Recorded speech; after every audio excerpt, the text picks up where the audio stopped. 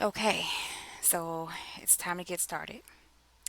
And as I mentioned, a lot of people can say what they want to do and write it down on paper.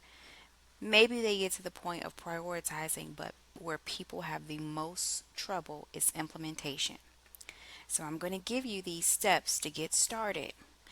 And as long as you follow them, you will have no problem at all implementing.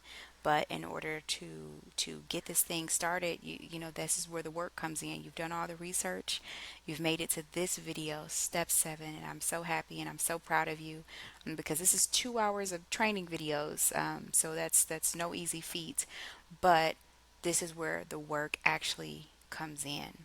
So let's talk about it. The first thing you want to do before you get started is make sure that you reviewed all of the resources in the sheet. The resources were set up and structured in a way to make life easy for you. There should be really no administration type of work that you have to do on the back end, and if there is, just let me know. I'll handle that for you. But it should be everything that you need at least to run and manage and organize and track your group.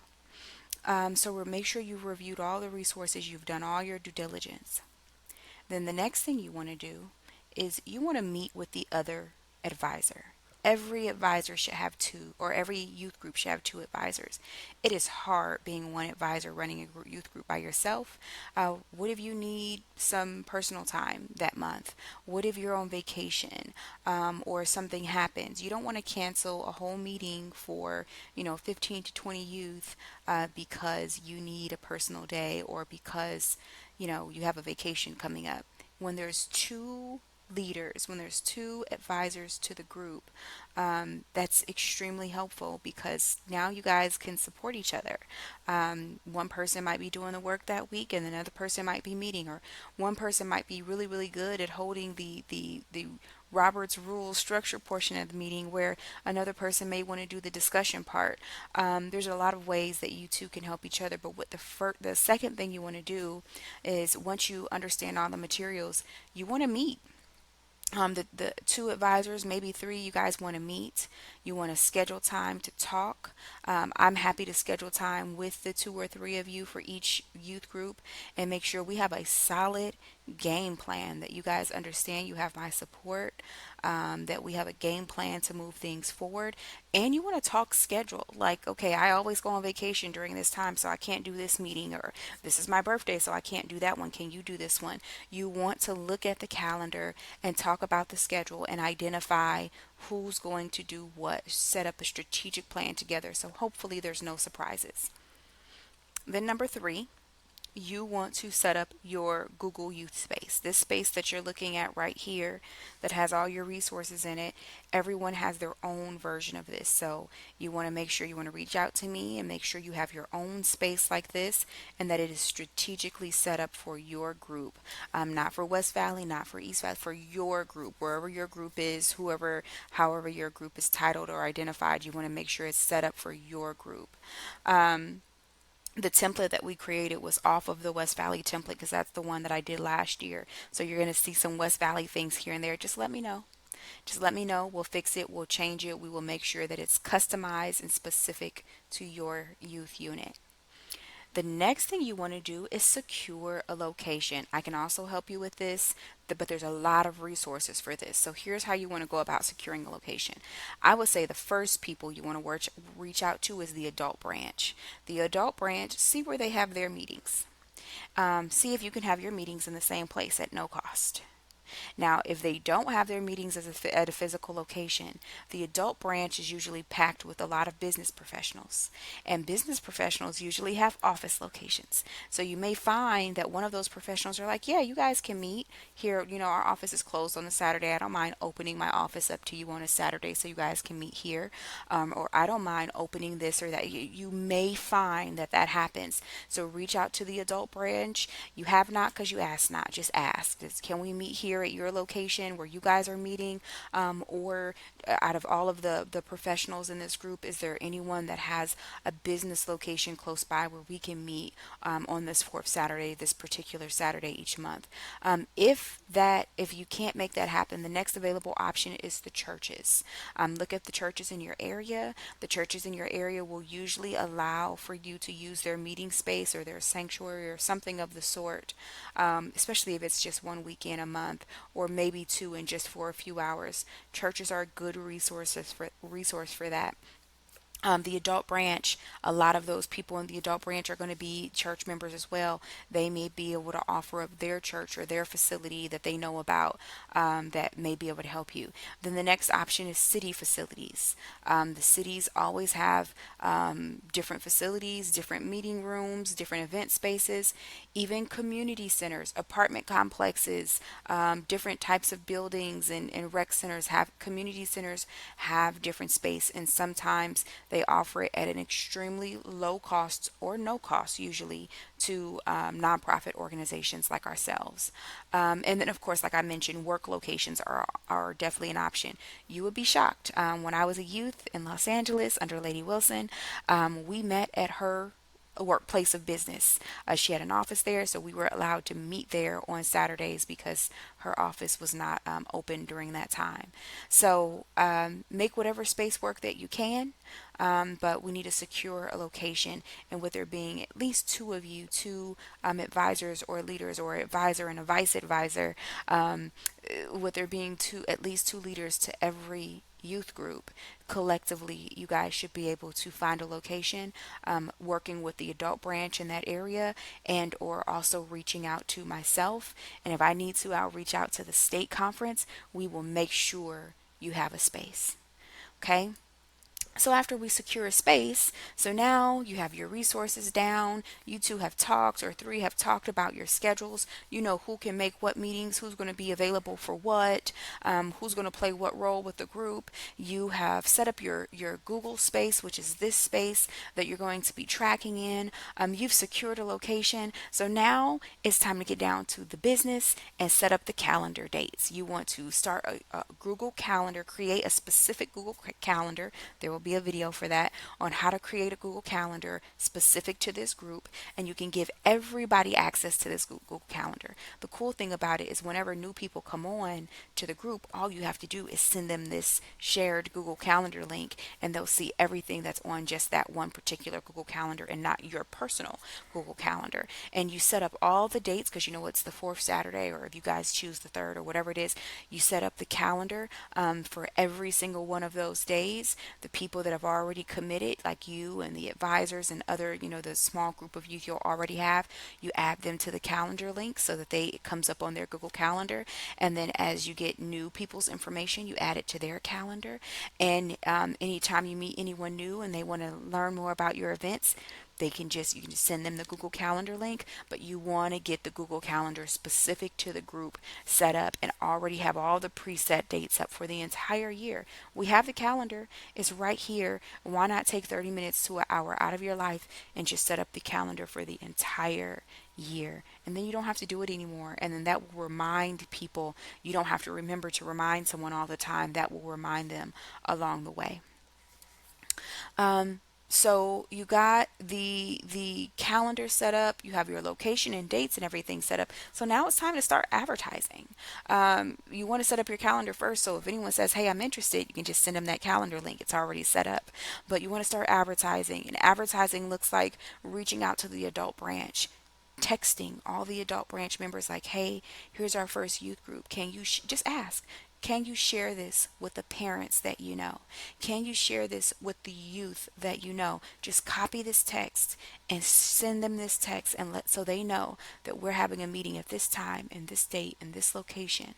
And it's for them, and they're going to have a great time. And here's a little video link telling them all about it and showing them what we do. And here's our link tree where everything's all nice and organized. And that's going to entice the parents because they want their kids to be a part of organized things, and they want to show up to organize things. So you want to start there by advertising with the adult branch and simply asking them, can you text the parents you know?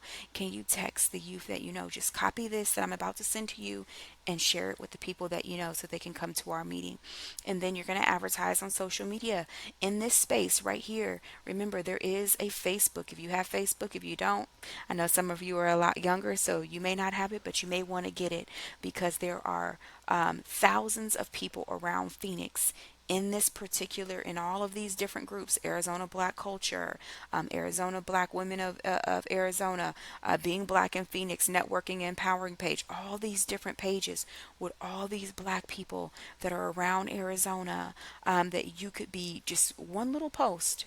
Hey, NAACP youth group in the Northwest Valley or the, Southwest Valley, wherever it is, we're having this meeting. Here's the dates, here's the location. Please bring your youth out. If you're interested, here's a link to a Google form. Fill it out, express your interest, and I'll reach out to you personally.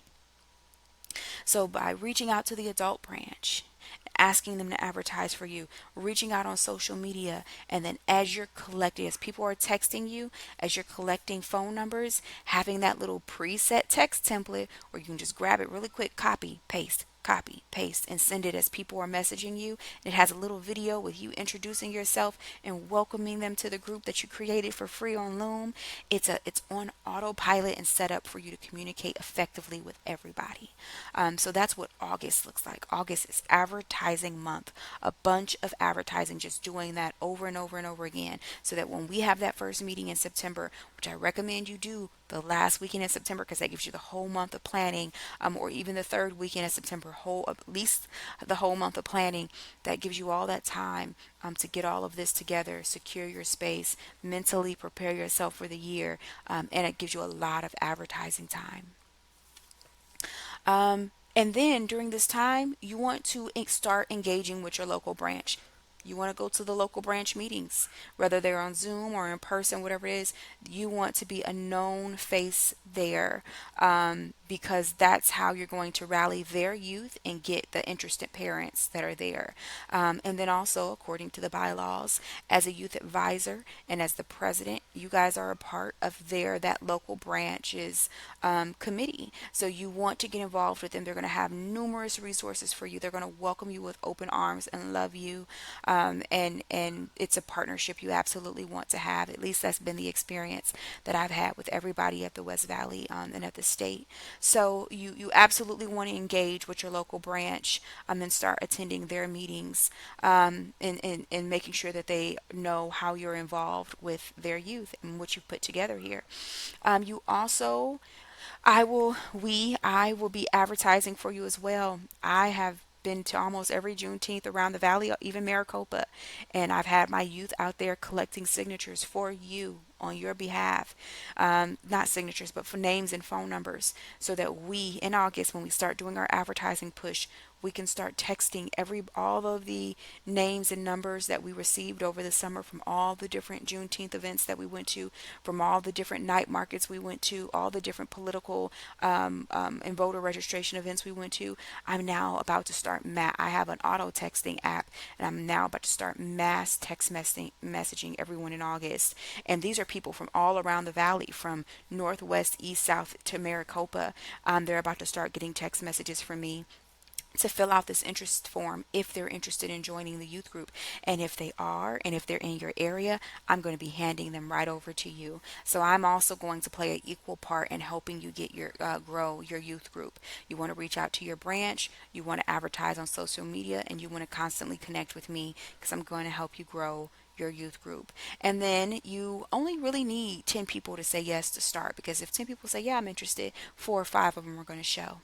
And then you only need a few pictures with 4 or 5 for other people to see, like, oh, that's a thing that's really happening. I'm going to go over there and send my youth over there, especially the adult branch members. They're going to send their kids and they're going to send their grandkids, and then schools are going to find out about it. So you really only need 10 people to say, yeah, I'm down to meet. Let's meet and have some discussion and fellowship and have a good time at our location.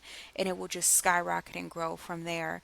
And if you do it right, if you reach out to the adult branch, if you reach out to their youth, and if you keep in communication with me and I start sending youth your way, your first meeting you will have at least 10. Now, I want you to remember, you only need 25 to charter, which I'm pretty sure I can get you 10 myself right away. But once you hit 25, that means we can charter at a national level, which means you will be recognized nationally and you will have delegates and representation at the national convention and the national level for the NAACP. You only need 25 signed up as members, signed up as members. I'm not to attend the meeting every time, because the meetings you're going to have, anywhere between like 8 to 15, sometimes 20 people. But signed up as members, you only need 25, whether they never show up or not. You only need 25 to charter as a youth group. So we're going to make sure that all of us do that before November and that we're all compliant. So start of September. Schedule, you want to schedule all your auto text messages. That's the next thing you want to do in emails. So I'll have a separate video that shows you how to set up scheduled emails that go out to the members automatically based on your group list.